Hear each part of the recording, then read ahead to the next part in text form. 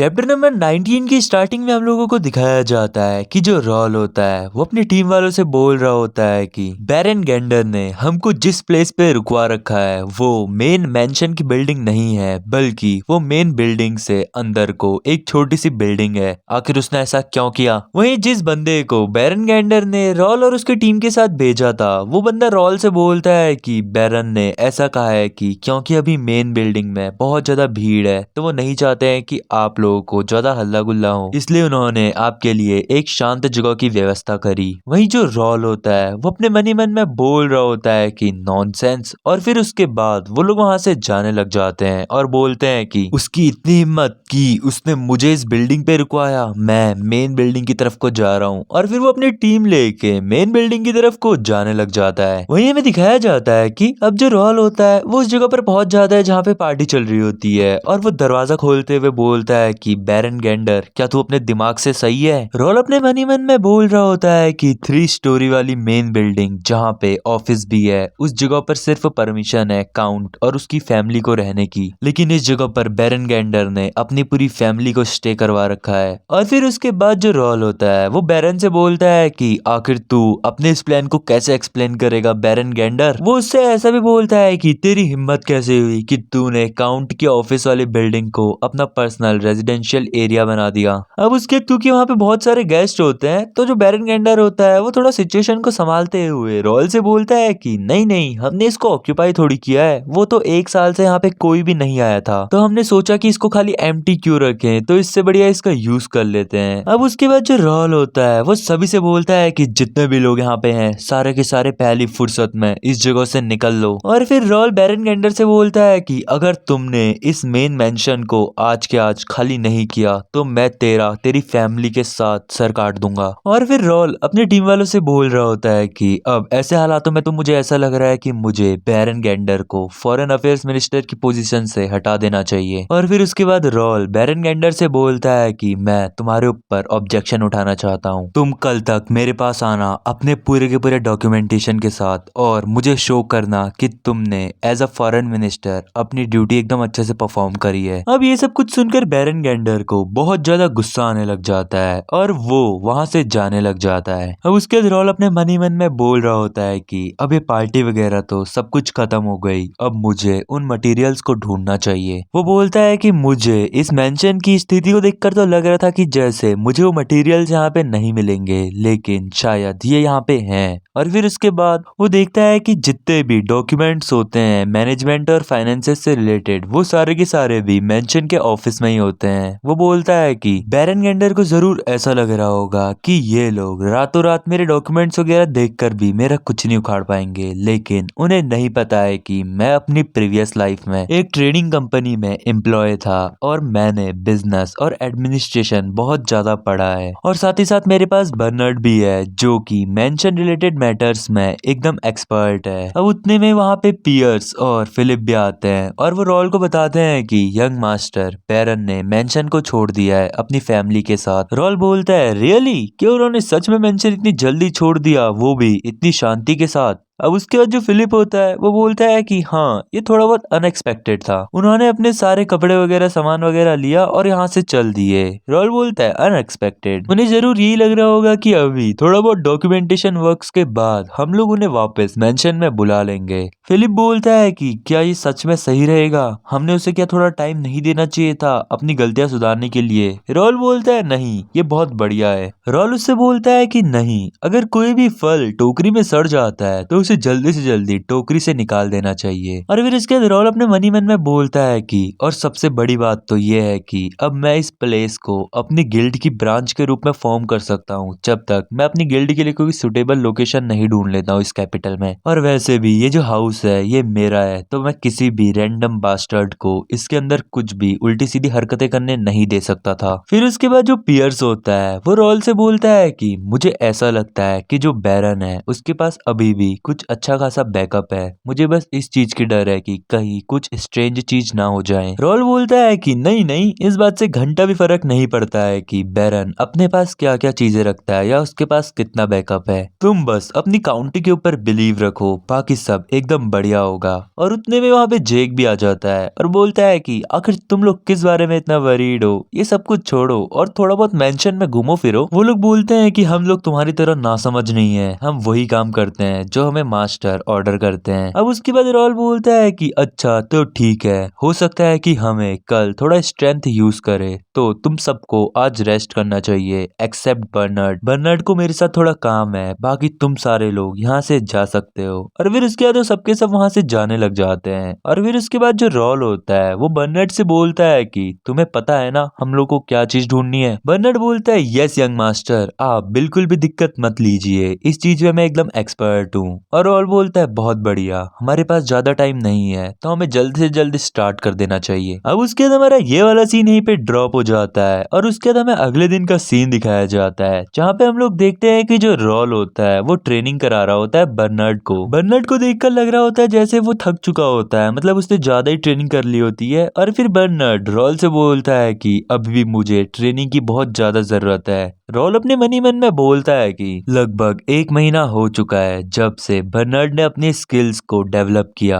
और इतनी जल्दी वो बहुत ज्यादा स्किल्ड हो चुका है। सच में उसका टैलेंट कोई भी ऑर्डिनरी टैलेंट नहीं है। जो एक विंड मेज होता है उसके लिए इतना ज्यादा इजी नहीं होता है वेपन को पकड़ना, और इस रेट में वो बहुत जल्द इंटरमीडिएट लेवल पे पहुंच जाएगा और एक मल्टी टैलेंटेड फिजिक बन जाएगा। अब उसके बाद रॉल बर्नार्ड से बोलता है कि ठीक है फिर क्या अब हमें मार्शल आर्ट्स ट्रेनिंग करनी चाहिए। मैंने तुम्हें बताया था कि ये थोड़ा बहुत डिफिकल्ट है और इसकी पावर को डेमोन्स्ट्रेट करने के लिए सिर्फ एक सुपर पावर चाहिए होती है। इसकी प्रैक्टिस करके ये बहुत ज्यादा इजी हो जाएगा कि हम अपनी एफिशिएंसी को इंक्रीज कर सके, साथ ही साथ वेरियस स्किल्स को कंबाइन कर सकें। तो क्या तुम रेडी हो? बर्नार्ड बोलता है यस मैं रेडी हूँ। और उतने में उनको मेंशन से किसी की आवाज आती है और बर्नार्ड रॉल से बोलता है कि मुझे लगता है जैसे हमारे गेस्ट आ चुके हैं। रॉल अपने मन ही मन में बोल रहा होता है कि as expected of a wind magician, मैं कभी भी ऐसी लॉन्ग डिस्टेंस कैचअप एबिलिटी को डेवलप नहीं कर पाया हूँ, लेकिन क्योंकि बर्नार्ड एक विंड मैजिशियन है तो वो ये सब कुछ कर सकता है। और फिर उसके बाद रॉल बोलता है कि ठीक है फिर हम अब एक होस्ट बनते हुए अपने गेस्ट को एकदम प्रॉपरली ट्रीट करेंगे। बर्नार्ड बोलता है अंडरस्टूड, तो क्या मुझे सारी की सारी चीजें ले आनी चाहिए जो हमने कल प्रिपेयर करी थी? रॉल बोलता है यस तुम उन सबको ले आओ। रॉल बोलता है कि क्योंकि मैं डिजर्व करता हूँ कि मैंने जो कल रात को उतना हार्ड वर्क किया था उसके बदले में मुझे रिवॉर्ड मिले। वहीं जो अपना बर्नार्ड होता है वो अपने मन ही मन में बोल रहा होता है कि जब भी मास्टर इस टाइप के कॉन्फिडेंस में जाते हैं तब वो बहुत कुछ अच्छा करते हैं और मुझे तो इस बात का डर है कि बेरेनगेंडर के साथ पता नहीं क्या हो जाए। अब उसके बाद हमें मेंशन का सीन दिखाया जाता है जहाँ पे हमें पता चलता है कि जो अपना जेक होता है वो बोलता है कि आखिर तुम इतने सारे लोगों ने यहाँ पे भीड़ क्यों लगा रखी है। और वहीं हम लोग देखते हैं कि वो मेंशन में बहुत ज्यादा लोग आए होते हैं जिन्होंने बहुत ज्यादा भीड़ लगा दी होती है। रॉल उन सभी को देखकर अपने मन ही मन में बोलता है कि मैं ये तो नहीं समझा कि आखिर इतने सारे लोग यहाँ पे हमारे मेंशन के बाहर से गैदर क्यों हैं, लेकिन इनमें से बहुत सारे लोग एस्कॉर्ट नाइट्स हैं और बहुत सारे फॉर्मिडल विगर भी हैं। उन्हीं के साथ साथ हमारे मेंशन के बाहर से कई सारे सोल्जर्स भी आ रखे हैं। अब उसके बाद जो जेक होता है वो अपने मन ही मन में बोल रहा होता है कि इससे फर्क नहीं पड़ता है कि हम लोग इस सिचुएशन को कैसे देख रहे हैं, लेकिन अभी जो सिचुएशन है वो कुछ ऐसी है कि हम लोग इसे अकेले हैंडल नहीं कर सकते हैं। लेकिन क्या यंग मास्टर के दिमाग में कुछ और चल रहा है? और उसके बाद हमें दिखाया जाता है कि वहां पे आता है अपना बेरेनगेंडर जो कि बोलता है कि तो क्या चीजें बढ़िया चल रही है। अपने मन ही मन में वो बोल रहा होता है कि ये लिटिल यंग मास्टर अब इसे पता चलेगा कि आखिरकार मैं कौन हूँ, इसने मुझसे पंगा लिया था ना। वहीं जो रॉल होता है वो अपने मन ही मन में बोल रहा होता है कि अब हमारे सारे काम लगभग हो ही गए होंगे क्योंकि बेरेनगेंडर यहाँ पे आ गया है। यहाँ पे बहुत सारे ब्लड रिलेटिव्स भी आए हैं एस्टन काउंटी के जो कि कैपिटल से आए हैं, और ये लोग यहाँ पे इसलिए गैदर हुए होंगे क्योंकि बैरन ने इन्हें कल रात वाला इंसिडेंट बताया होगा। वहीं जो बेरेनगेंडर होता है वो अपने मन ही मन में बोल रहा होता है कि मुझे फॉरेन अफेयर्स मिनिस्टर की पोजीशन से फायर कर देना और साथ ही साथ मेंशन से भी निकाल देना ये सिर्फ अकेले की मेरी प्रॉब्लम नहीं है। एस्टन काउंटी के जितने भी ब्लड रिलेटिव्स थे वो भी इसी मेंशन में रहा करते थे और वो यहाँ पे एक स्पेशल बैंक्वेट होल्ड करते थे, साथ ही साथ काउंटी से उनको एक्सपेंस भी जाता था। इवन जो मैनेजमेंट फीस थी मेंशन की, वो सारी भी उनके पास मेरी जेब से जाती थी। तो ऐसा कोई भी कारण नहीं है कि अगर जब मेरे को यहाँ से निकाला गया तो वो लोग शांत रहें। वो बोलता है कि हाँ, ये मेरी मिस्टेक थी कि मैंने इस ऑफिस को अपने नाम पे होल्ड किया था, साथ ही साथ पार्टी भी अपने नाम पे रखी थी, लेकिन इन लोगों को तो उस बारे में कुछ भी नहीं पता। वहीं वो रोल के बारे में बोल रहा होता है कि उस बच्चे को सिर्फ पता है कि नोबल की तरह कैसे एक्ट करते हैं, लेकिन सच में वो बहुत बड़ा इडियट है जिसको कुछ भी नहीं पता कि उसने खुद को कैसी सिचुएशन में डाल दिया। अब उसके अंदर में दिखाया जाता है कि जो रोल होता है वो उस असेंबली में एंटर करने लग जाता है और उसको देखकर सभी लोग बोल रहे होते हैं कि क्या ये इतना प्रिटी फेस ये हमारा ब्लड रिलेटिव है। कोई कोई लोग बोलते हैं कि ये भले हमारा ब्लड रिलेटिव भी क्यों ना हो, लेकिन ये भी सिर्फ एक बच्चा है 15 साल का और मुश्किल से 180 सेंटीमीटर लंबा होगा। क्या यही वो यंग मास्टर है जो कि बैरन गेंडर को बॉदर कर रहा है और इसने उसे उसकी पोस्ट से भी हटा दिया? क्या ये सच में ये भी ट्रू है कि इसने स्वॉर्डमैनशिप वाला कंपटीशन भी जीत लिया? अब उसके बाद जो रोल होता है वो बोलना शुरू करता है और बोलता है कि अनएक्सपेक्टेडली आप सभी लोगों को मेरे सामने खड़ा होना पड़ा। क्या यहाँ पे सब लोग इसीलिए हैं क्योंकि उन लोगों को पता चला बैरन गेंडर वाले मैटर के बारे में? फिर उसके बाद बैरन गेंडर बोलता है कि हाँ, सारे के सारे ब्लड रिलेटिव्स तुमसे एंग्री हैं क्योंकि तुमने अनरीजनेबल बिहेवियर किया मेरे साथ, और इसी के लिए वो सारे के सारे यहाँ पे साथ में टुगेदर गैदर हुए हैं। अब उसके बाद वो रोल से बोलता है कि आखिर अब तुम अपने आप को अपोलोजाइज नहीं करोगे इतने सारे एडल्ट्स के सामने, और जो तुमने कल मैस किया था उसके बारे में माफी मांगोगे? रोल बोलता है कि अच्छा चलो मैं मान लेता हूँ कि यहाँ पे बैरन गेंडर के सारे रिप्रेजेंट्स हैं, ठीक है,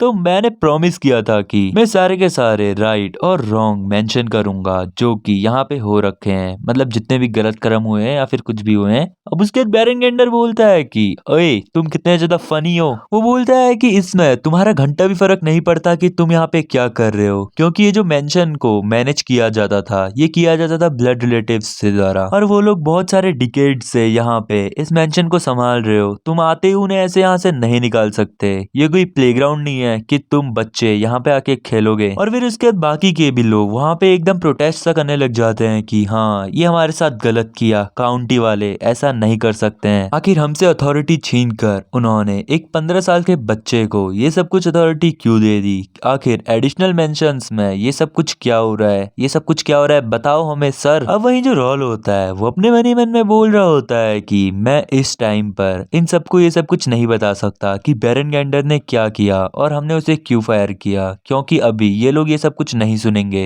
वो बोलता है कि चीजें और ज्यादा कॉम्प्लिकेटेड हो सकती हैं जैसा मैंने सोचा था। वो बोलता है कि टोटल 5 फोर्सेस यहाँ पे गैदर हुई हैं। पहला एस्टन काउंटी के ब्लड रिलेटिव्स, दूसरा spice of the imperial hounds, लेकिन जो तीसरी कैटेगरी है वो थोड़ी अनएक्सपेक्टेड है, वो है नाइट्स ऑफ डेलेमियन फैमिली। वो बोलता है कि ये लोग तो हमारी फैमिली के भी नहीं है और ये लोग मिड टीयर एक्सपर्ट नाइट्स हैं अदर देन बहुत सारे लोगों से, लेकिन मुझे कोई भी आइडिया नहीं है कि इतनी स्ट्रॉन्गर फैमिलीज यहाँ पे क्या कर रही हैं। और फिर वो बोलता है कि चौथे नंबर पे वो बास्टर्ड्स हैं, नाइट्स ऑफ रेंडल विस्काउंटी, जिनके साथ एक बार इनका पंगा भी हुआ था पिछले एपिसोड्स में। वो बोलता है कि मुझे इनकी स्किल्स के बारे में तो नहीं पता, लेकिन आखिर यंग मास्टर फोर्थ यहाँ पे क्या कर रहा है रेंडल काउंटी का। और फिर वो बोलता है कि 5-6 वो लोग जो कि ट्रेटर्स हैं हमारी फैमिली के और जो कि कल्प्रेट्स भी हैं। रोल बताता है कि ये जो 5th कैटेगरी का बंदा आया होता है वो होता है eldest son of viscount Jaden और साथ ही साथ उसका एल्डर कजिन टीटस। एंड बस यहीं पे हमारा आज का चैप्टर खत्म हो जाता है। अब देखोगे इस वीडियो पसंद आई हो तो वीडियो को लाइक करके चैनल को सब्सक्राइब करना मत भूलना, और थोड़े बहुत अच्छे अच्छे कमेंट्स भी कर दिया करो यार, तब थोड़ा बहुत मोटिवेशन मिलता है जल्दी जल्दी वीडियो बनाने का।